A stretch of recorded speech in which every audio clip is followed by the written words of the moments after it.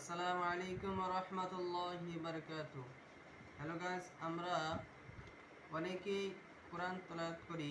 ইনশাআল্লাহ কোরআন তেলাওয়াতের মধ্যে আমরা কোরআন তেলাওয়াত কিভাবে করলে আল্লাহ তাআলা আমাদের উপরে দয়া হবেন সেইভাবে আমরা কোরআন তেলাওয়াত করতে পারি না। ইনশাআল্লাহ আপনাদের মাধ্যমে আমি একটা ভিডিও নিয়ে চলে আসলাম। এই ভিডিওর মাধ্যমে আপনারা ইনশাআল্লাহ পবিত্র কোরআন শরীফ আপনাদের মাধ্যমে তেলাওয়াত করব। এই তেলাওয়াতের মধ্যে যদি আপনাদের ভালো লাগে লাইক এবং শেয়ার করে সাবস্ক্রাইব করে দিবেন ইনশাআল্লাহ। أعوذ بالله من الشيطان الرجيم. بسم الله الرحمن الرحيم.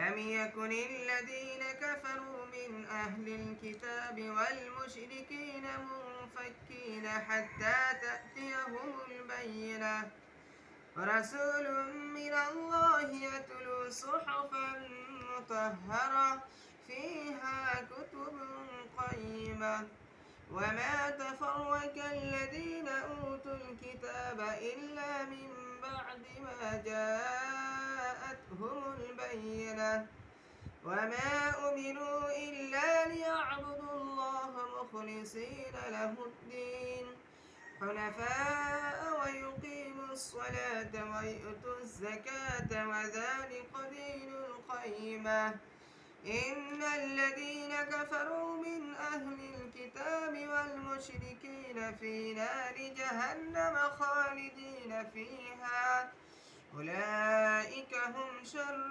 البرية إن الذين آمنوا وعملوا الصالحات أولئك هم خير البرية جزاؤهم عند ربهم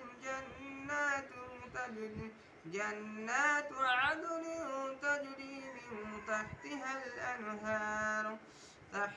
الأنهار خالدين فيها أبدا رضي الله عنهم ورضوا عنه ذلك لمن خشي ربه. بسم الله الرحمن الرحيم. إنا أنزلناه في ليلة القدر وما أدراك ما ليلة القدر ليلة القدر خير من 1000 شهر تنزل الملائكة والروح فيها بإذن ربهم من كل أمر سلام هي حتى مطلع الفجر.